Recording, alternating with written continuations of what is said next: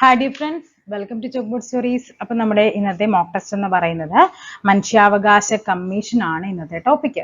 അപ്പോൾ ഓൾറെഡി നമ്മളിത് അതുമായിട്ട് ബന്ധപ്പെട്ട് പഠിക്കേണ്ട ചാപ്റ്ററും എല്ലാം നമ്മൾ ടെലഗ്രാമിൽ അപ്ഡേറ്റ് ചെയ്തിട്ടുണ്ട്. ഇനി എന്ത് ചെയ്യാം, നമുക്ക് ഈ ക്ലാസ്സിൽ നമുക്ക് മനുഷ്യാവകാശ കമ്മീഷനുമായി ബന്ധപ്പെട്ട് 30 ക്വസ്റ്റ്യൻ ആണ് ഞാൻ ഇന്ന് ആഡ് ചെയ്തിരിക്കുന്നത്. നമ്മൾ സാധാരണ ചെയ്യും പോലെ ക്വസ്റ്റ്യൻ ആദ്യം വായിച്ചു പിന്നെ ആൻസർ പറയുന്നില്ല. കാര്യം ക്വസ്റ്റ്യൻസ് കുറച്ച് അധികം ഉണ്ട്. അതുകൊണ്ട് നമുക്ക് ഓരോ ക്വസ്റ്റ്യൻ വായിച്ച് നിങ്ങൾ എന്ത് ചെയ്യുക, ആൻസർ ചെയ്ത് മാർക്ക് രേഖപ്പെടുത്തി വെക്കുക. നമുക്ക് ആൻസറും കണക്ട് ഫാക്ട്സ് ഒക്കെ പറഞ്ഞ് തന്നെ പഠിച്ചു പോകാം. ഓക്കെ, അപ്പൊ 9ാം ക്ലാസ്സിലെ ചാപ്റ്റർ ആണ് നമുക്ക് ഇതുമായിട്ട് ബന്ധപ്പെട്ട് പഠിക്കാനായിട്ടുള്ളത്. അത് ഞാൻ ടെലഗ്രാമിൽ ചെയ്തിട്ടുണ്ട്. അതേപോലെ തന്നെ ആ ചാപ്റ്ററിനെ ബേസ് ചെയ്തിട്ടുള്ള മോക്ക് ടെസ്റ്റ് നിങ്ങൾക്ക് അവൈലബിൾ ആയിരിക്കും. ഓക്കെ, അപ്പൊ നമ്മുടെ ഫസ്റ്റ് ക്വസ്റ്റ്യൻ നോക്കാം. ദേശീയ മനുഷ്യാവകാശ കമ്മീഷൻ നിലവിൽ വന്ന വർഷം. ഇത് നമ്മൾ 79/2025 ചോദിച്ച ക്വസ്റ്റ്യൻസ് ആണ്. ആദ്യം ഉൾപ്പെടുത്തിയിരിക്കുന്ന എല്ലാ ക്വസ്റ്റ്യൻസും ഒരു 10-15 ക്വസ്റ്റ്യനോളം എന്താണ് 2025 മാത്രം ചോദിച്ചിരിക്കുന്ന ക്വസ്റ്റ്യൻസ് ആണ്. നോക്കാം, എന്നാണ് ദേശീയ മനുഷ്യാവകാശ കമ്മീഷൻ നിലവിൽ വന്നത്? 93 ഒക്ടോബർ 12, 92 സെപ്റ്റംബർ 10, 94 സെപ്റ്റംബർ 10, 95 ഒക്ടോബർ 12 എന്നാണ്. നമുക്കറിയാം 1993 ഒക്ടോബർ 12 ദേശീയ മനുഷ്യാവകാശ കമ്മീഷൻ എന്ത് ചെയ്യുന്നത്, നിലവിൽ വരുന്നത്. ഓക്കെ, അപ്പൊ അതുമായിട്ട് ബന്ധപ്പെട്ട് നമുക്ക് ഫാക്ട്സ് കുറച്ച് അധികം പഠിക്കാനുണ്ടല്ലോ. എന്തൊക്കെയാണ് മനുഷ്യാവകാശ കമ്മീഷനുമായിട്ട് ബന്ധപ്പെട്ട്? ഇത് കണ്ടോ, നമ്മൾ ടെക്സ്റ്റ് ബുക്കിൽ തന്നെ ആ ഒരു ചാപ്റ്ററിന്റെ ടെക്സ്റ്റ് ബുക്കിൽ നമുക്ക് പഠിക്കാനായിട്ട് തന്നിരിക്കുന്നതാണിത്. നമുക്കതൊന്ന് വായിച്ചു നോക്കാം. എന്താ നോക്കിക്കേ, മനുഷ്യാവകാശങ്ങൾ ലംഘനങ്ങൾ നമ്മുടെ ഭരണഘടന ഉറപ്പു നൽകുന്ന പൗരാവകാശങ്ങളുടെയും മൂല്യങ്ങളുടെയും നിഷേധനമാണ്. നമ്മുടെ രാജ്യത്ത് മനുഷ്യാവകാശ ലംഘനങ്ങൾ ഇല്ലാതാക്കി പൗരാവകാശ സംരക്ഷണം ഉറപ്പുവരുത്തുക എന്ന ലക്ഷ്യത്തോടെ രൂപീകരിക്കപ്പെട്ട സ്ഥാപനമാണ് ദേശീയ മനുഷ്യാവകാശ കമ്മീഷൻ.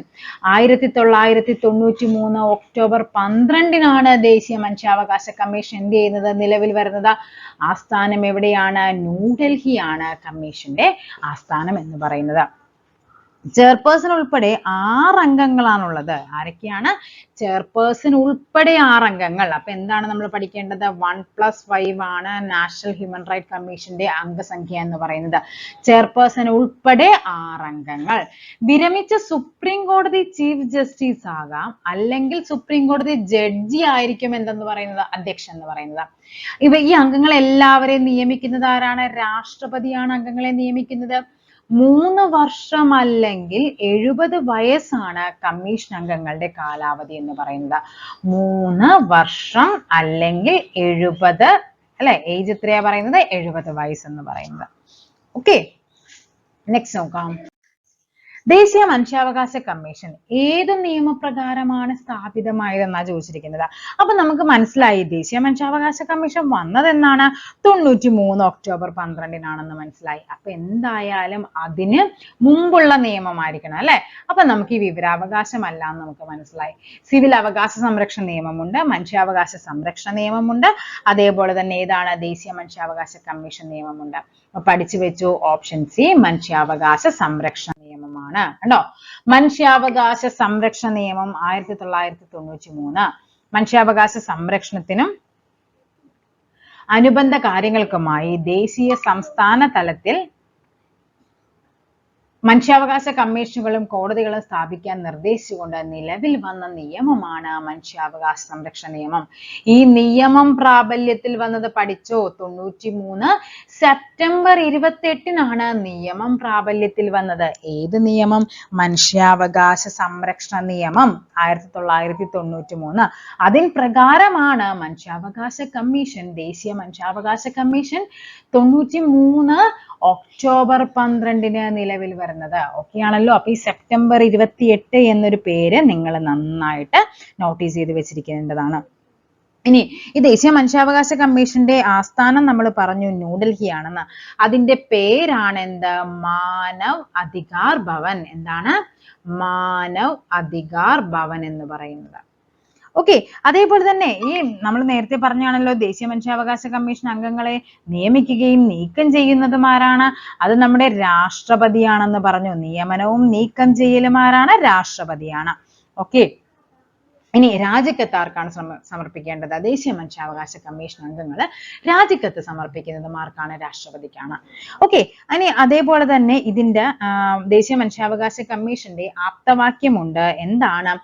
സർവേ ഭവന്തു സുഖിന, സർവേ ഭവന്തു സുഖിന എന്നുള്ളതാണ് ഇതിന്റെ ആപ്തവാക്യം എന്ന് പറയുന്നത്. ഓക്കെ, നെക്സ്റ്റ് നോക്കാം. ദേശീയ മനുഷ്യാവകാശ കമ്മീഷൻ ചെയർമാനെ നിയമിക്കുന്നത് ആരാണ്? നമ്മൾ ആ ടെക്സ്റ്റ് ബുക്ക് പഠിച്ചാൽ തന്നെ നമുക്ക് മനസ്സിലാകും അല്ലെ? നിയമിക്കുന്നത് രാഷ്ട്രപതിയാണ്, നീക്കം ചെയ്യുന്നത് രാഷ്ട്രപതിയാണ്, രാജിക്കത്ത് സമർപ്പിക്കേണ്ടത് ആർക്കാണ്? രാഷ്ട്രപതിക്കാണ്. ഏതില്? ദേശീയ മനുഷ്യാവകാശം. സംസ്ഥാനം വരുമ്പോൾ അവിടെ മാറ്റമുണ്ട്, അതുകൊണ്ട് പഠിച്ചു വെക്കുക. ഓക്കെ, നെക്സ്റ്റ് നോക്കാം. ഇപ്പോഴത്തെ ദേശീയ മനുഷ്യാവകാശ കമ്മീഷൻ ചെയർമാൻ ആരാണ്? ആരാണ് ഇപ്പോഴത്തേത്? വി രാമസുബ്രഹ്മണ്യനാണ്. വി രാമസുബ്രഹ്മണ്യൻ. ആരാണ്? രംഗനാഥ മിശ്ര. അതായത് ഫസ്റ്റ് നാഷണൽ ഹ്യൂമൻ റൈറ്റ് കമ്മീഷന്റെ ആദ്യത്തെ ചെയർമാൻ ചോദിച്ചു കഴിഞ്ഞാൽ ആരാണ്? നമ്മുടെ ജസ്റ്റിസ് രംഗനാഥ മിശ്രയാണ്. ആരാണ്? KG Balakrishnan. Justice KG Balakrishnan national human right മനുഷ്യാവകാശ കമ്മീഷൻ ചെയർമാനായ മലയാളിയാണ്. ആര്? KG ബാലകൃഷ്ണൻ. ഏറ്റവും കൂടുതൽ കാലം ആരെന്ന് ചോദിച്ചാലും ആരാണ്? നമ്മുടെ KG ബാലകൃഷ്ണൻ ആയിരുന്നു. ഓക്കെ, നെക്സ്റ്റ് നോക്കാം. അപ്പൊ ഇപ്പൊ നിലവിൽ ആരാണ്? വി രാമസുബ്രഹ്മണ്യൻ ആണ് നിലവിലെ ദേശീയ മനുഷ്യാവകാശ കമ്മീഷന്റെ ചെയർമാൻ എന്ന് പറയുന്നത്. ഉണ്ടോ? Justice V Ramasubramanian appointed as a chairman of national human right commission NHRC എന്ന് പറയും. ഓക്കെ, നെക്സ്റ്റ് നോക്കാം. സാർവദേശീയ മനുഷ്യാവകാശ ദിനം എന്നാണ് സാർവദേശീയ മനുഷ്യാവകാശ ദിനം എന്ന് പറയുന്നത്? അത് നമ്മുടെ ഡിസംബർ 10, ജൂൺ 21 അല്ലെ? ജൂൺ 21, നവംബർ 26, ഡിസംബർ 10, ഡിസംബർ 1 എന്നാണ്. ഡിസംബർ 10 അതായത് ഐക്യരാഷ്ട്ര സംഘടന 1948 ഡിസംബർ 10 മനുഷ്യാവകാശ പ്രഖ്യാപനം നടത്തുന്നുണ്ട്. ഓക്കെ, അതുമായിട്ട് ബന്ധപ്പെട്ടാണ് എന്ത്? ഡിസംബർ 10 നമ്മൾ എന്ത് ചെയ്യുന്നത്? മനുഷ്യാവകാശ ദിനമായിട്ട് ആചരിക്കുന്നത്. എല്ലാ മനുഷ്യരും സ്വതന്ത്രരായി ജനിക്കുന്നു, പദവിയിലും അവകാശത്തിലും തുല്യത പുലർത്തുന്നു. ഇതാണ് നമ്മുടെ സാർവദേശീയ മനുഷ്യാവകാശ പ്രഖ്യാപനം എന്ന് പറയുന്നത്. UDHR എന്ന് പറയും. സാർവദേശീയ പ്രഖ്യാപനം എന്ന് പറയുന്നത് എന്താണ്? എല്ലാ മനുഷ്യരും സ്വതന്ത്രരായി ജനിക്കുന്നു, പദവിയിലും അവകാശത്തിലുമാണ് അവരെ തുല്യത പുലർത്തുന്നു എന്ന് പറയുന്നത്. ഓക്കെ, നെക്സ്റ്റ് നോക്കാം. ദേശീയ മനുഷ്യാവകാശ ദിനം എന്നാണ് ഡിസംബർ 10. 2024 മനുഷ്യാവകാശ ദിനത്തിന്റെ പ്രമേയം 2024 പ്രമേയമാണ് ചോദിച്ചിരിക്കുന്നത്. നമ്മുടെ അവകാശങ്ങൾ, നമ്മുടെ ഭാവി ഇപ്പോൾ. എല്ലാവർക്കും സ്വാതന്ത്ര്യം, സമത്വം, നീതി. എല്ലാവർക്കും അന്തസ്സ്, സ്വാതന്ത്ര്യം, നീതി, സമത്വം, അസമത്വം കുറയ്ക്കൽ, മനുഷ്യാവകാശങ്ങൾ മുന്നോട്ട് കൊണ്ടുപോകൽ. എന്താണ്? നമ്മുടെ അവകാശങ്ങൾ, നമ്മുടെ ഭാവി ഇപ്പോൾ. ഇതാണ് എന്തെന്ന് പറയുന്നത്? 2024 തീം എന്ന് പറയുന്നത്. സോ നമ്മൾ ഇനി എന്ത് പഠിക്കണം? 2025 തീം പഠിക്കണ്ടേ? 2025 തീം എന്താണ്? ഹ്യൂമൻ റൈറ്റ്സ് അവർ എവരിഡേ എസെൻഷ്യൽ. എന്താണ്? ഹ്യൂമൻ റൈറ്റ്സ് അവർ എവരിഡേ എസെൻഷ്യൽ. മനുഷ്യാവകാശങ്ങൾ നമ്മുടെ ദൈനംദിന ആവശ്യങ്ങൾ. അത് ട്രാൻസ്ലേറ്റ് ചെയ്ത് വരുമ്പോഴാണ് ട്ടോ. അപ്പൊ നമുക്കത് എങ്ങനെ വേണമെങ്കിലും അതിൽ മാറ്റം വരാം ട്രാൻസ്ലേറ്റ് ചെയ്യുമ്പോൾ. ആ ഒരു മീനിങ് ഇതാണെന്ന് ഓർത്തിരിക്കുക. എന്താണ്? ഹ്യൂമൻ റൈറ്റ്സ് അവർ എവരിഡേ എസെൻഷ്യൽ എന്നുള്ളതാണ്. അങ്ങനെ തന്നെ പഠിച്ചു വെക്കണം കേട്ടോ. 2025 മനുഷ്യാവകാശത്തിന്റെ തീം എന്ന് പറയുന്നത്. ഓക്കെ, ദേശീയ മനുഷ്യാവകാശ കമ്മീഷൻ ചെയർപേഴ്സണായി നിയമിക്കപ്പെട്ട വ്യക്തിയുടെ ഔദ്യോഗിക കാലാവധി. ഓക്കെ, നമ്മൾ പറഞ്ഞല്ലോ ഇപ്പൊ അവരുടെ ഔദ്യോഗിക കാലാവധി എന്ന് പറഞ്ഞാൽ എത്രയാണെന്നാണ് നമ്മൾ പറഞ്ഞത്? 3 വർഷം അല്ലെങ്കിൽ 70 വയസ്സ് എന്നല്ലേ പറഞ്ഞത്? അപ്പൊ ഏതാണ്? 3 വർഷം. ഓപ്ഷൻ എ 3 വർഷമാണ് അവരുടെ കാലാവധി എന്ന് പറയുന്നത്. നെക്സ്റ്റ് നോക്കാം. കസ്റ്റഡി മരണങ്ങൾ ഡാഷ് മണിക്കൂറിനുള്ളിൽ മനുഷ്യാവകാശ കമ്മീഷന്റെ മുമ്പാകെ ബന്ധപ്പെട്ട ഏജൻസികൾ റിപ്പോർട്ട് ചെയ്യണം. എത്രയാണ് മനുഷ്യാവകാശം? അതായത് 24 മണിക്കൂറിനുള്ളിൽ തന്നെ അത് എന്ത് ചെയ്യണം? റിപ്പോർട്ട് ചെയ്തിരിക്കണം. ഇതൊക്കെ നമ്മുടെ കഴിഞ്ഞ പരീക്ഷകൾക്ക് വന്ന ക്വസ്റ്റ്യൻസ് ആണ്. സോ എന്ത് ചെയ്യുക? പഠിച്ചു വെച്ചിരിക്കുക. മനുഷ്യാവകാശ ലംഘനമാകുന്നതായി ആരോപിക്കപ്പെടുന്ന പ്രവൃത്തി ചെയ്ത തീയതി മുതൽ ഡാഷ് വർഷം കഴിഞ്ഞ ശേഷമാണ് ഒരു സംഗതിയിലും കമ്മീഷനോ സംസ്ഥാന കമ്മീഷനോ അന്വേഷണ വിചാരണ നടത്തുവാൻ പാടില്ലാത്തത്. അതായത് മനുഷ്യാവകാശ ലംഘനം പറഞ്ഞു കഴിഞ്ഞാൽ അതിന് ഒരു വർഷം കഴിഞ്ഞ ശേഷം എന്താണ്? ഇവർക്ക് വിചാരണ നടത്തുവാനായിട്ട് പാടില്ല. ഓക്കെ, സംസ്ഥാന മനുഷ്യാവകാശ കമ്മീഷനുമായി ബന്ധപ്പെട്ട പ്രസ്താവനകളിൽ ശരിയായത്. 93 ഡിസംബർ 11 സംസ്ഥാന മനുഷ്യാവകാശ കമ്മീഷൻ എന്ത് ചെയ്യുന്നത്? നിലവിൽ വരുന്നത്. ശരിയാണോ? ചെയർപേഴ്സൺ ഉൾപ്പെടെ 3 അംഗങ്ങളാണ്. വിരമിച്ച ഹൈക്കോടതി ചീഫ് ജസ്റ്റിസ് അഥവാ ഹൈക്കോടതി ജഡ്ജി ആയിരിക്കും. ഇതും ശരിയാണ്. ചെയർപേഴ്സൺ ഉൾപ്പെടെ 3 അംഗങ്ങൾ 1+2 ആണ് സംസ്ഥാന മനുഷ്യാവകാശ കമ്മീഷന്റെ എന്തെന്ന് പറയുന്ന അംഗസംഖ്യ. ദേശീയ മനുഷ്യാവകാശ കമ്മീഷൻ ആണെങ്കിൽ അത് 1+5 ആണ്. നാഷണൽ ഹ്യൂമൻ റൈറ്റ് കമ്മീഷന്റേത് സംസ്ഥാനം വരുമ്പോൾ അത് 1+2 ആയിട്ട് മാറും. ഓക്കെ, 93 ഡിസംബർ 11, 93 അല്ല, 1998 ഡിസംബർ 11 സംസ്ഥാന മനുഷ്യാവകാശ കമ്മീഷൻ എന്ത് ചെയ്യുന്നത്? നിലവിൽ വരുന്നത്. സോ ഒന്നാമത്തെ പ്രസ്താവന തെറ്റാണ്. ഓപ്ഷൻ ബി 2, 3 ശരിയായിട്ട് വരേണ്ടത്. കണ്ടോ? സംസ്ഥാന മനുഷ്യാവകാശ കമ്മീഷൻ 1998 ഡിസംബർ 11 കേരള സംസ്ഥാന മനുഷ്യാവകാശ കമ്മീഷൻ നിലവിൽ വന്നത്. ചെയർപേഴ്സൺ ഉൾപ്പെടെ 3 അംഗങ്ങൾ 1+2 അല്ലെ. അതേപോലെ തന്നെ എന്താണ്? വിരമിച്ച ഹൈക്കോടതി ചീഫ് ജസ്റ്റിസ്, ഹൈക്കോടതി ജഡ്ജി. ദേശീയം വരുമ്പോൾ എന്താണ് നമ്മൾ പഠിച്ചത്? അവിടെ സുപ്രീം കോടതി ചീഫ് ജസ്റ്റിസ് അഥവാ സുപ്രീം കോടതി ജഡ്ജി ആയിരിക്കണം. അതേപോലെ തന്നെ എന്താണ്? ഗവർണർ ആണ് കമ്മീഷൻ അംഗങ്ങളെ നിയമിക്കുന്നത്. അപ്പൊ നമ്മൾ പറഞ്ഞു എന്തൊക്കെയാണ് നോക്കിക്കേ. നമുക്ക് നിയമിക്കണം. ഓക്കെ, ആരെ നിയമിക്കണം? നാഷണൽ ഹ്യൂമൻ റൈറ്റ് കമ്മീഷൻ അംഗങ്ങളെ നിയമിക്കണം. ആരായിരിക്കും നിയമിക്കുന്നത്? അത് രാഷ്ട്രപതിയാണ്. ഇനി നമ്മുടെ സംസ്ഥാന ഹ്യൂമൻ റൈറ്റ് കമ്മീഷൻ ആണെങ്കിലോ അത് ആരാണ്? ഗവർണറാണ്. ഇനി നീക്കം ചെയ്യണം.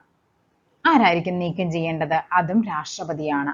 ഇനി രാജിക്കത്ത് സമർപ്പിക്കണം. അതും ആർക്കാണ്? രാഷ്ട്രപതിക്കാണ്. പക്ഷേ ഇവിടെ വരുമ്പോൾ എന്താണ്? നീക്കം ചെയ്യാനുള്ള അധികാരം ആർക്കാണ്? അത് രാഷ്ട്രപതിക്കാണ്. അതായത് സംസ്ഥാന മനുഷ്യാവകാശ കമ്മീഷൻ അംഗമായ അല്ലെങ്കിൽ ചെയർമാനായ ഒരു വ്യക്തിയെ അല്ലെങ്കിൽ അംഗമായ ഒരു വ്യക്തിയെ നീക്കം ചെയ്യണമെങ്കിൽ അത് ആര് വിചാരിക്കണം? നമ്മുടെ രാഷ്ട്രപതി വിചാരിക്കണം. രാജിക്കത്ത് നമുക്ക് ആർക്ക് കൊടുത്താൽ മതി? ഗവർണർക്ക് കൊടുത്താൽ മതി. ഓക്കെ ആണല്ലോ. അതേപോലെ തന്നെ പിന്നെ നമ്മൾ എന്തൊക്കെയാ പറഞ്ഞത്? നാഷണൽ ഹ്യൂമൻ റൈറ്റ് കമ്മീഷനും സ്റ്റേറ്റും തമ്മിൽ കമ്പയർ ചെയ്ത് നമ്മൾ എന്തൊക്കെയാ പഠിച്ചത്? ഇവിടെ നമ്മൾ പഠിച്ചു 93 ഒക്ടോബർ 12 പഠിച്ചു. ഇവിടെ എത്രയാണ്? 98 December 11 state human right commission അഥവാ കേരള സംസ്ഥാന മനുഷ്യാവകാശ കമ്മീഷൻ നിലവിൽ വന്നത്. ഓക്കെ, അതേപോലെ തന്നെ എന്താണ് നമ്മൾ പറഞ്ഞത്? അംഗസംഖ്യ എന്ന് പറയുന്നത് 1+5 ആണ്. ചെയർമാൻ ഉൾപ്പെടെ 6 അംഗങ്ങളാണ്. ഇവിടെ ചെയർമാൻ ഉൾപ്പെടെ 3 അംഗങ്ങളാണ് പറഞ്ഞത്. ഇവിടെ ആരൊക്കെ വരാം? സുപ്രീം കോടതി ചീഫ് ജസ്റ്റിസ് അഥവാ സുപ്രീം കോടതി ചീഫ് ജസ്റ്റിസ് അല്ലെങ്കിൽ ജഡ്ജി വരാം. ഇവിടെയാണെങ്കിൽ അത് ആരായിരിക്കും? ഹൈക്കോടതി ചീഫ് ജസ്റ്റിസ് അല്ലെങ്കിൽ ഹൈക്കോടതി ജഡ്ജി ആയിരിക്കും വരേണ്ടത്. ഓക്കെ, നെക്സ്റ്റ് നോക്കാം. മനുഷ്യാവകാശങ്ങളും മനുഷ്യത്വരഹിത തെറ്റുകളും എന്ന പുസ്തകത്തിന്റെ രചയിതാവ് ആരാണ്? ജസ്റ്റിസ് VR കൃഷ്ണയ്യർ ആണ്. പഠിച്ചു വെച്ചോ. മനുഷ്യാവകാശങ്ങളും മനുഷ്യത്വരഹിത തെറ്റുകളും എന്ന പുസ്തകം ആരുടേതാണ്? Justice VR Krishna Iyer. കണ്ടോ? നോക്കിക്കേ, ആരാണ്? മനുഷ്യാവകാശങ്ങളും മനുഷ്യത്വരഹിത തെറ്റുകൾ, human rights and inhuman wrongs എന്ന് പറയുന്നത് ജസ്റ്റിസ് VR കൃഷ്ണയ്യർ രചിച്ച സുപ്രധാനമായ ഒരു പുസ്തകമാണ്. കണ്ടോ? അപ്പൊ ഇത് പഠിച്ചു വെക്കണം. ആരാണ്? മനുഷ്യാവകാശങ്ങളും മനുഷ്യത്വരഹിത തെറ്റുകളും ജസ്റ്റിസ് VR കൃഷ്ണ അയ്യർ ആണ്. മനുഷ്യാവകാശങ്ങളുടെയും സാർവത്രിക പ്രഖ്യാപനത്തിന്റെയും ഇന്ത്യയുടെ ഭരണഘടനാ അസംബ്ലിയുടെയും ഭാഗമായ വനിതാ അംഗത്തെ തിരിച്ചറിയാനാണ് പറഞ്ഞിരിക്കുന്നത്. അതായത് UDHR നമ്മൾ പറഞ്ഞു 1948 ഡിസംബർ 10 UDHR സാർവത്രിക പ്രഖ്യാപനം നടക്കുന്നത്. അതിന്റെ ഭാഗമായ വ്യക്തി അല്ലെ, ഒരു വനിത നമ്മുടെ എന്താണ്? നമ്മുടെ ഇന്ത്യൻ ഭരണഘടനാ അസംബ്ലിയുടെയും ഭാഗമായിട്ടുണ്ട്. നമുക്കറിയാം ഇന്ത്യൻ ഭരണഘടന രൂപീകരിക്കുമ്പോൾ അതിൽ 15 വനിതകളിൽ ഒന്നായിരുന്നു ആര്? നമ്മുടെ ഹൻസ മേത്ത എന്ന് പറയുന്ന ഹൻസ ജീവരാജ് മെഹ്ത്ത. ഈ ഹൻസ മേത്തയാണ് എന്തെന്ന് പറയുന്നത്? UDHRന്റെ ആ ഒരു പ്രഖ്യാപനത്തിലും അവരും അവിടെ പങ്കെടുത്തിട്ടുണ്ടായിരുന്നു. അതിലാണ് പറയുന്നത് all men are born free and equal എന്നുള്ളത്. എന്താക്കണം? men എന്ന് പറഞ്ഞ് സ്പെസിഫിക്കേഷൻ കൊടുക്കേണ്ട ആവശ്യമുണ്ടോ അവിടെ? വേണ്ട. all human beings are born free and equal എന്നതിലേക്ക് മാറ്റണമെന്ന് അഭിപ്രായപ്പെട്ട ആ ഒരു മാറ്റം വരുത്താനായിട്ട് നിർണായക പങ്ക് വഹിച്ച ഒരു വ്യക്തിയായിരുന്നു ആര്? ഹൻസ മെഹ്ത്ത എന്ന് പറയുന്നത്. അപ്പൊ പഠിച്ചു വെച്ചോ. മനുഷ്യാവകാശത്തിന്റെയും എന്താണ് UDHR സാർവത്രിക പ്രഖ്യാപനത്തിന്റെയും ഇന്ത്യൻ ഭരണഘടനാ അസംബ്ലിയുടെയും ഭാഗമായ വനിതയായിരുന്നു ആര്? നമ്മുടെ ഹൻസ മെഹ്ത്ത. ബാക്കിയുള്ളവർ ഒക്കെ എന്തായിരുന്നു? ഭരണഘടനാ അസംബ്ലിയിൽ അംഗങ്ങളായിരുന്നു. പക്ഷെ ഇവിടെ എന്തായിരുന്നു? അംഗമല്ലാതിരുന്നു. നെക്സ്റ്റ് നോക്കാം. ഇന്ത്യയിലെ മനുഷ്യാവകാശ സംരക്ഷണം നിലവിൽ വന്ന വർഷം. മനുഷ്യാവകാശ സംരക്ഷണ നിയമം എന്നാണ് നമ്മൾ പറഞ്ഞു? 93 സെപ്റ്റംബറിലാണെന്ന് പറഞ്ഞു. മനുഷ്യാവകാശ സംരക്ഷണ നിയമം 93 സെപ്റ്റംബർ 28-നാണ് നമ്മൾ ആ ടെക്സ്റ്റ് ബുക്കിൽ തന്നെ പറഞ്ഞിട്ടുണ്ട്. സംസ്ഥാന മനുഷ്യാവകാശ കമ്മീഷൻ ചെയർമാനെയും അംഗങ്ങളെയും നിയമിക്കുന്നത് സംസ്ഥാനമാണ്. ആരായിരിക്കും സംസ്ഥാനത്ത്? ഗവർണറാണ്. നീക്കം ചെയ്യുന്നത് ആരാണ്? രാഷ്ട്രപതിയാണ്. രാജിക്കത്ത് സമർപ്പിക്കുന്നത് ആർക്കാണ്? ഗവർണർക്കാണ്. താഴെ പറയുന്നവയിൽ ദേശീയ മനുഷ്യാവകാശ കമ്മീഷനിൽ എക്സ് ഒഫീഷ്യോ അംഗമല്ലാത്തത് ആരാണ്? ഓക്കെ, അപ്പൊ നമുക്ക് പഠിച്ചു വെക്കണം. ഈ നാഷണൽ ഹ്യൂമൻ റൈറ്റ് കമ്മീഷൻ അംഗങ്ങളെ നിയമിക്കുന്നത് രാഷ്ട്രപതിയാണ്. ഓക്കെ, നമുക്കതറിയാം. പക്ഷേ അതിന് ശുപാർശ അല്ലെങ്കിൽ എന്താണ്, ഇതിൽ കുറെ പേര് അംഗങ്ങളായിട്ട് അതായത് ഒരു വനിതാ കമ്മീഷൻ ചെയർപേഴ്സൺ ഉണ്ടെങ്കിൽ അവർ ഓട്ടോമാറ്റിക് ആയിട്ട് എന്ത് ചെയ്യുന്നുണ്ട്? മനുഷ്യാവകാശ കമ്മീഷനിലെ എക്സ് ഒഫീഷ്യോ മെമ്പർ ആണെന്ന് പറയും. ഓക്കെ, അതാരൊക്കെയാണെന്ന് നോക്കാം നമുക്ക്. ഈ പറയുന്ന ധനകാര്യ വകുപ്പ്, നിയമകാര്യ വകുപ്പ് മന്ത്രി ഇല്ല. അപ്പൊ അതിൽ പഠിച്ചു വെക്കണം ആരൊക്കെയാണ്? വനിതാ കമ്മീഷൻ ചെയർപേഴ്സൺ ഉണ്ട്. അതേപോലെ തന്നെ പട്ടികജാതി കമ്മീഷൻ ചെയർപേഴ്സൺ ഉണ്ട്. പട്ടികവർഗമുണ്ട്. അതേപോലെ തന്നെ ആരാണ്? വനിതാ കമ്മീഷൻ ഉണ്ട്. പിന്നെ വരുന്ന കുറച്ച് പേരും കൂടി ഉണ്ടല്ലോ. ആരൊക്കെയാണത്? ദേശീയ ന്യൂനപക്ഷ കമ്മീഷൻ അധ്യക്ഷൻ വരും. അതേപോലെ തന്നെ NCPCR ല്ലേ, കുട്ടികളുടേത് NCPCR. ഓക്കെ, അത് ഭിന്നശേഷി കമ്മീഷണർ. ഇങ്ങനെ എത്ര പേരാണ്? ആറ് പേര് വരണം. വനിതാ കമ്മീഷൻ വരണം, പട്ടികജാതി വരണം, പട്ടികവർഗം വേണം, പിന്നെ അതേപോലെ തന്നെ പിന്നാക്ക വിഭാഗം ഒന്നും കൂടി ഉണ്ട്, പിന്നാക്ക വിഭാഗ കമ്മീഷൻ അധ്യക്ഷൻ. ഇത്രയും പേര് എന്താണ്? ഈ പറയുന്ന നാഷണൽ ഹ്യൂമൻ റൈറ്റ് കമ്മീഷന്റെ എക്സ് ഒഫീഷ്യോ അംഗങ്ങളായിരിക്കും. ഓക്കെ, നെക്സ്റ്റ് ആണ് പറയുന്നത് സംസ്ഥാന മനുഷ്യാവകാശ കമ്മീഷൻ അംഗങ്ങളെ ശുപാർശ ചെയ്യുന്ന കമ്മിറ്റിയുടെ ചെയർമാൻ ആരെന്ന് ചോദിച്ചിട്ടുണ്ട്. അപ്പൊ നമുക്കറിയാം, നേരത്തെ പറഞ്ഞ പോലെ തന്നെ രാഷ്ട്രപതിയാണ് ഇവരെയൊക്കെ നിയമിക്കുന്നത്. സംസ്ഥാനത്തേക്ക് വരുമ്പോഴേക്കും ആരാണ്? നമ്മുടെ ഗവർണറാണ് നിയമിക്കുന്നത്. പക്ഷെ ഇങ്ങനെ നിയമിക്കണമെങ്കിൽ ആര് ശുപാർശ ചെയ്യണം? അതിനൊരു കമ്മിറ്റി ഉണ്ട്. ആ കമ്മിറ്റിയിലെ അംഗങ്ങളെയാണ് നമുക്കിനി പറയാനുള്ളത്. ആരൊക്കെയാണ് ആ കമ്മിറ്റിയിലെ അംഗങ്ങൾ എന്ന് പറയുന്നത്? അതിലെ മുഖ്യമന്ത്രി ആയിരിക്കും. സ്റ്റേറ്റ് വരുമ്പോഴേക്കും മുഖ്യമന്ത്രിയാണ് ആര്? അധ്യക്ഷൻ എന്ന് പറയുന്നത്. അതിന്റെ അധ്യക്ഷൻ മുഖ്യമന്ത്രി ആയിരിക്കും. അതേപോലെ നിയമസഭാ സ്പീക്കർ ഉണ്ടാകും. അതേപോലെ ആഭ്യന്തര വകുപ്പ് മന്ത്രി ഉണ്ടാകും. പ്രതിപക്ഷ നേതാവ് ഉണ്ടാകും. അതേപോലെ തന്നെ എന്താണ്? ഡെപ്യൂട്ടി ചെയർമാൻ ഉണ്ട്. അങ്ങനെ കുറച്ച് പേര് എന്താണ് ഈ ഒരു എന്താണ് കമ്മിറ്റി, അവരെ ശുപാർശ ചെയ്യുന്ന ഒരു കമ്മിറ്റിയിലെ അംഗങ്ങളായിരിക്കും. അതേസമയം ദേശീയത്തിലേക്ക് വരുമ്പോഴാണെങ്കിലോ അതേപോലെ തന്നെ ഒരു കമ്മിറ്റി അവിടെയും ഉണ്ട്. ആരൊക്കെയാണ്? ഈ ലോകസഭയിലെ പ്രതിപക്ഷ നേതാവ് ഉണ്ടാകും. ഓക്കെ, അതിന്റെ അധ്യക്ഷൻ ആരായിരിക്കും? നാഷണൽ ഹ്യൂമൻ റൈറ്റ് കമ്മീഷനെ ശുപാർശ ചെയ്യുന്ന കമ്മിറ്റിയുടെ അധ്യക്ഷൻ എന്ന് പറയുന്നത് നമ്മുടെ പ്രധാനമന്ത്രി ആയിരിക്കും. അതേപോലെ തന്നെ ലോകസഭയുടെ സ്പീക്കർ ഉണ്ടാകും. അതേപോലെ തന്നെ ആരാണ്? ആഭ്യന്തര വകുപ്പ് മന്ത്രി ഉണ്ടാകും. ലോകസഭ പ്രതിപക്ഷ നേതാവ് ഉണ്ടാകും. രാജ്യസഭാ പ്രതിപക്ഷ നേതാവ് ഉണ്ടാകും. അതേപോലെ തന്നെ ഡെപ്യൂട്ടി ചെയർമാൻ ഉണ്ടാകും. ഇത്രയും പേര് ശുപാർശ ചെയ്യുന്ന ഒരു കമ്മിറ്റിയിൽ, ആ ഒരു കമ്മിറ്റി ശുപാർശ ചെയ്യുന്ന ആളെയാണ് ആര് നിയമിക്കുന്നത്? രാഷ്ട്രപതി നിയമിക്കുന്നത്. ഓക്കെ, അപ്പൊ ഇവിടെ എന്താ ചോദിച്ചിരിക്കുന്നത്? സംസ്ഥാന മനുഷ്യാവകാശ കമ്മീഷൻ അംഗങ്ങളെ ശുപാർശ ചെയ്യുന്ന കമ്മിറ്റിയുടെ അധ്യക്ഷനാണ്, ചെയർമാൻ ആണല്ലോ. അതാരാണ്? സംസ്ഥാനം വരുമ്പോൾ അത് മുഖ്യമന്ത്രി ആയിരിക്കും. ഓക്കെ, നെക്സ്റ്റ് നോക്കാം. നമ്മൾ നേരത്തെ പറഞ്ഞാണ് അല്ലെ, 98 ഡിസംബർ 11 പറഞ്ഞു. അതേപോലെ തന്നെ അവർ ഉൾപ്പെടെ ചെയർപേഴ്സൺ ഉൾപ്പെടെ 3 അംഗങ്ങൾ ഉണ്ടാകും എന്നൊക്കെ പറഞ്ഞു. നെക്സ്റ്റ് നോക്കാം. ദേശീയ മനുഷ്യാവകാശ കമ്മീഷൻ ചെയർമാന്റെയും അംഗങ്ങളുടെയും കാലാവധി എത്രയാണ്? 3 വർഷം അല്ലെങ്കിൽ 70 വയസ്സ്. 3 വർഷം അല്ലെങ്കിൽ 70 വയസ്സാണ് പറയുന്നത്. മനുഷ്യാവകാശ നമ്മൾ വായിച്ചതാണ് നേരത്തെ. മനുഷ്യാവകാശ ലംഘനങ്ങൾ 93 എന്നാണ്. ഒക്ടോബർ 12 ന്യൂഡൽഹിയാണ്. ചെയർപേഴ്സൺ ഉൾപ്പെടെ 6 അംഗങ്ങളുണ്ട്. ആരാണ്? സുപ്രീം കോടതി ചീഫ് ജസ്റ്റിസ് അഥവാ സുപ്രീം കോടതി ജഡ്ജി ആയിരിക്കും. കമ്മീഷനെ നിയമിക്കുന്നത് രാഷ്ട്രപതിയാണ്. 3 വർഷം അല്ലെങ്കിൽ 70 വയസ്സാണ് കാലാവധി എന്ന് പറയുന്നത്.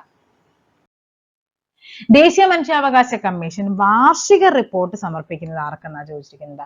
ഈ വാർഷിക റിപ്പോർട്ട് സമർപ്പിക്കുന്നത് നമ്മുടെ കേന്ദ്ര സർക്കാരിനായിരിക്കും വാർഷിക റിപ്പോർട്ട് സമർപ്പിക്കുന്നത്. ഓക്കെ,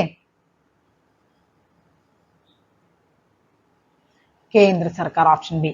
സർദാർ പട്ടേൽ ഭവൻ ഏത് സ്ഥാപനത്തിന്റെ ആസ്ഥാനമായിരുന്നു? ദേശീയ മനുഷ്യാവകാശ കമ്മീഷന്റെ ഇതായിരുന്നു സർദാർ പട്ടേൽ ഭവൻ. ഇപ്പോൾ എന്താണത്?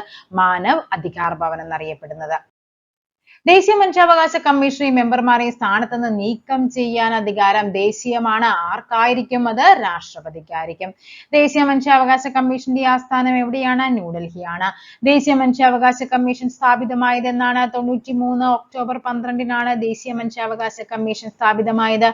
ഇന്ത്യയിലെ ആദ്യത്തെ ദേശീയ മനുഷ്യാവകാശ കമ്മീഷൻ ചെയർമാനാണ് ആര്? ജസ്റ്റിസ് രംഗനാഥ മിശ്ര. KG ബാലകൃഷ്ണൻ ആരാണ്? മലയാളിയായ മനുഷ്യാവകാശ കമ്മീഷൻ ചെയർമാനാണ്. ഏറ്റവും കൂടുതൽ കാലം ഇരുന്ന വ്യക്തിയാണ്. ദേശീയ മനുഷ്യാവകാശ കമ്മീഷനെ മെമ്പർമാരെ നിയമിക്കുന്നത് ആരായിരിക്കും? രാഷ്ട്രപതി. രാജിക്കത്ത് സമർപ്പിക്കുന്നത് ആർക്കാണ്? രാഷ്ട്രപതി. ഇന്ത്യയിൽ മനുഷ്യാവകാശ സംരക്ഷണ നിയമം നിലവിൽ വന്നത് എന്നാണ്? 93-ലാണ്.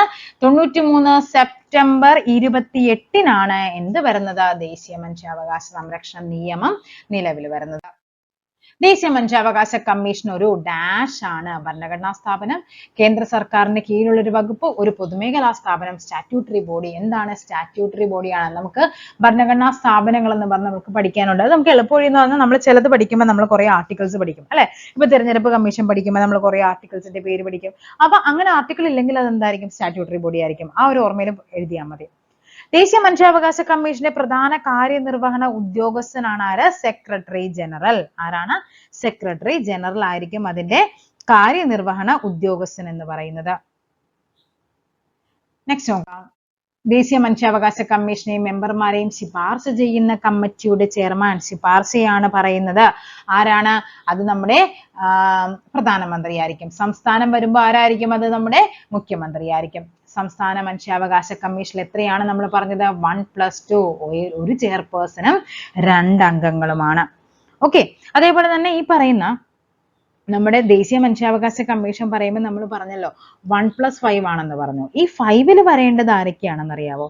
സുപ്രീം കോടതി ജഡ്ജി ഉണ്ടാവണം. ഓക്കെ. അതേപോലെ തന്നെ ഹൈക്കോടതിയുടെ ചീഫ് ജസ്റ്റിസ് ഉണ്ടാവണം. പിന്നെ വരേണ്ടത് അത് ഒരാളായിരിക്കണം. പിന്നെ വിദഗ്ധരായിട്ടുള്ളതിലും 3 പേര് വേണം. പല മേഖലയിൽ നിന്നുള്ള വിദഗ്ധരായിട്ട് അതിൽ ഒരാൾ എന്തായിരിക്കണം? വനിതയായിരിക്കണം. ഇനി അതിന്റെ കാര്യനിർവഹണ ഉദ്യോഗസ്ഥൻ എന്ന് പറയുന്നത് ആരാണ്? നമ്മുടെ സെക്രട്ടറി ജനറൽ ആണ്. ഓക്കെ ആണല്ലോ. നമ്മുടെ 2019 ഒരു അമെൻമെന്റ് നടന്നിട്ടുണ്ട്. ആ അമെൻമെന്റ് പ്രകാരമാണ് 5 വർഷമായിരുന്നു എന്ത് നേരത്തെ ഉണ്ടായിരുന്ന ആ ഒരു അവരുടെ കാലാവധി എന്ന് പറയുന്നത്. ഈ 5 വർഷം വെട്ടിക്കുറച്ച് എന്താക്കി മാറ്റിയതാണ്? 3 അല്ലെങ്കിൽ 70 ആക്കി മാറ്റിയതാണ്. ഓക്കെ ആണല്ലോ. അപ്പൊ ഇതൊക്കെയാണ് നമുക്ക് മെയിൻ ആയിട്ട് നമുക്ക് ഇത്രയും ഒരു ക്വസ്റ്റ്യൻസ് ഒക്കെ വരുമ്പോഴേക്കും നമ്മുടെ പ്രിലിംസ് ലെവലിൽ നമുക്ക് ഇത്രയും മതി. മെയിൻസ് ആകുമ്പോൾ കുറച്ചും കൂടി ഈ കാര്യങ്ങളൊക്കെ തന്നെ നമുക്ക് ചോദിക്കാനുള്ളൂ. പക്ഷെ അത് എന്തായിരിക്കും? കുറച്ചും കൂടി സ്റ്റേറ്റ്മെന്റ് ടൈപ്പ് ആയിരിക്കും ക്വസ്റ്റ്യൻസ് വരുന്നത്. ഓക്കെ ആണല്ലോ. അപ്പൊ ഇത്രയുമാണ് നമ്മുടെ ഇന്നത്തെ ക്ലാസ് എന്ന് പറയുന്നത്. നെക്സ്റ്റ് നമുക്ക് അടുത്ത ടോപ്പിക്കുമായിട്ട് നമുക്ക് വീണ്ടും കാണാം. Thank you.